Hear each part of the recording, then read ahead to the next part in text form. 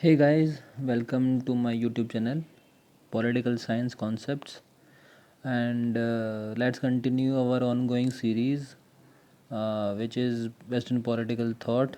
And आज हम discuss करेंगे कि प्लेटो की जो एजुकेशन की जो स्कीम थी उसका क्रिटिसिज्म, जो कि मैंने आपको पिछले वीडियो में पूछा था। ठीक है, सो लेट्स स्टार्ट।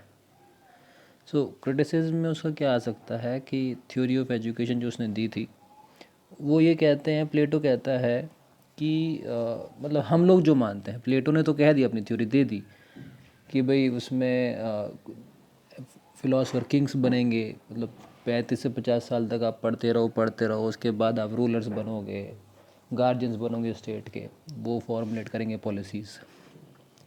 तो हमें जो लगा वो है कि उसकी जो थ्योरी है वो टिल्ट टूवर्ड्स एजुकेटिंग गार्जियंस है। इसका मतलब क्या है? इसका मतलब ये है कि आपने पूरी जो एजुकेशन उसकी स्कीम थी, कहीं पे ये लिखा देखा है कि कहीं उसने प्रोड्यूसिंग क्लास या सोल्जर्स के लिए उसने कोई स्किल डिफ़ाइन की गई हो कि उनकी हेल्प हो सके कि वो अपनी स्किल को डेवलप कर सके और स्टेट में कुछ कंट्रीब्यूट कर सके? नहीं, उसने जस्ट फिलॉसफी को और थ्योरी को ग्लोरीफाई किया है, उसको प्रोपोगेट किया है अपनी स्कीम ऑफ एजुकेशन से, जिससे कि फिलोसफर किंग का जो इंस्टीट्यूशन है वो इस्टेब्लिश हो सके और अल्टीमेटली एथेंस जो है वो आइडियल स्टेट बन सके। ठीक है, सेकंड पॉइंट पे आते हैं, हेजिमनी ऑफ रूलिंग क्लास।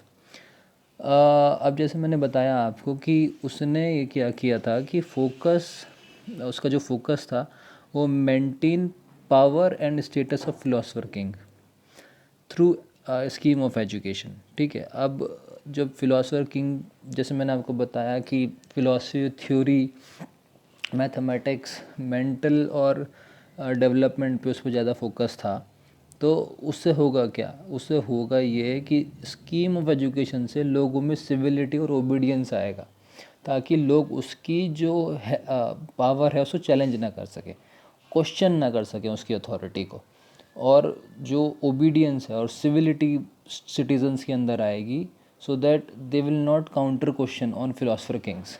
ठीक है, और जो उसकी हेजुमनी है स्टेट के ऊपर वो बरकरार रहेगी। ठीक है, थर्ड पे आते हैं हम, टीलियोलॉजिकल सिस्टम ऑफ एजुकेशन। टीलियोलॉजिकल का मतलब होता है कि आपने गोल पहले से ही प्री डिसाइडेड और डिफाइन कर लिया है। ठीक है, मतलब जैसे कि प्लेटो की बात करें हम, तो उसने जो इंस्टीट्यूशन है फिलोसफर किंग का, वो पहले से ही अपने दिमाग में बिठा के रखा है कि भाई मेरे को एक ऐसा बंदा लेके आना है स्टेट को, इसके स्टेट के ऊपर, जो कि पावरफुल होगा और उसी की बात सब मानेंगे। ठीक है, तो उसने आइडियल स्टेट बनाने के लिए पहले से ही डिसाइड कर लिया था कि मेरे को आइडियल स्टेट बनाना है और उसके लिए जो कुछ भी होता है वो मैं करूँगा। तो गोल पहले से ही प्री डिसाइडेड था, मतलब कुछ रैंडम कुछ वैसे नहीं निकाल के लेके आया, वो पहले से ही डिसाइडेड था कि भाई उसके जो सॉक्रेट जो उसके टीचर थे उसको हेमलॉक पिला दिया गया था, और वो पहले से ही बहुत नाराज़ था एथेंस में जो डेमोक्रेसी थी उससे, और वो उसने ठान लिया था तभी से कि मेरे को एथेंस को आइडियल स्टेट बनाना है, और आइडियल स्टेट बनाने के लिए उसने फिलोसफर किंग का एक इंस्टीट्यूशन हमारे सामने रखा। तो प्री डिसाइडेड था आइडियल स्टेट बनाना उसके लिए। ठीक है, तो टीलियोलॉजिकल सिस्टम ऑफ एजुकेशन से वो फिलोसफर किंग को ग्लोरीफाई करता है, उसकी पावर को ग्लोरीफाई करता है, उसके इंस्टीट्यूशन को डिफाइन करता है और सारा मैकेनिज्म हमारे सामने रखता है। ठीक है, focus on idea of public and common good. अब सबसे ज़्यादा इसमें ये कहा गया है कि जो रूलिंग क्लास होगी, फिर उसके सोल्जर्स होंगे, और जो प्रोड्यूसरिंग क्लास होगी, सब अपना अपना काम करेंगे। सब अपना अपना काम करेंगे तो जो idea of public and common good होगा, यानी कि सबके लिए अपना, मतलब प्रोड्यूसिंग क्लास सोल्जर्स का भी ध्यान रखेगी, और सोल्जर्स फिर उसका ध्यान रखेंगे फिलोसफर किंग का। तो कॉमन और पब्लिक, कॉमन गुड आ रहा है इसमें, idea of public and common good आ रहा है, मतलब एक दूसरे का ध्यान रख रहे हैं लोग। ठीक है, हारमनी है, पीस है सोसाइटी में। पर आपने इसमें देखा है कि एक इसमें कहीं ना कहीं इंडिविजुअलिटी को क्रश किया जा रहा है। क्रिएटिविटी को क्रश किया जा रहा है, डिसेंट को क्रश किया जा रहा है।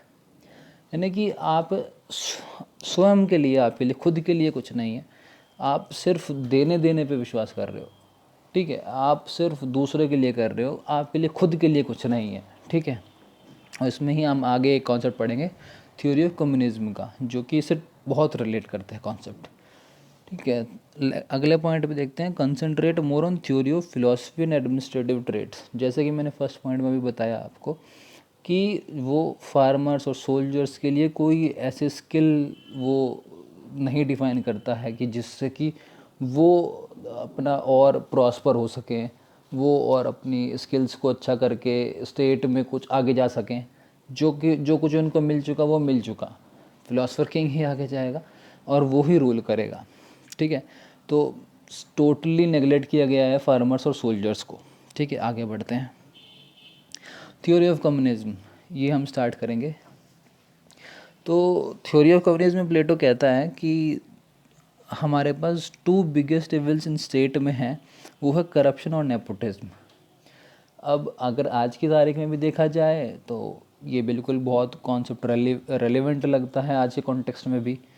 होता ये है कि स्टेट में अगर करप्शन है और नेपोटिज्म है तो वो डिग्रेड करता है सोसाइटी को, ठीक है। तो उस टाइम पे भी सोचो कब का पुराना कॉन्सेप्ट है और वो आज 2021 में भी बहुत रेलिवेंट बैठता है, ठीक है। फिर जो थ्योरी ऑफ कम्युनिज्म के पीछे पर्पस क्या था प्लेटो का, वो ये कहता है कि मुझे हारमनी और यूनिटी और आइडियल स्टेट बनाना है। मैंने कहा ठीक है प्लेटो, तो क्या करोगे फिर तुम?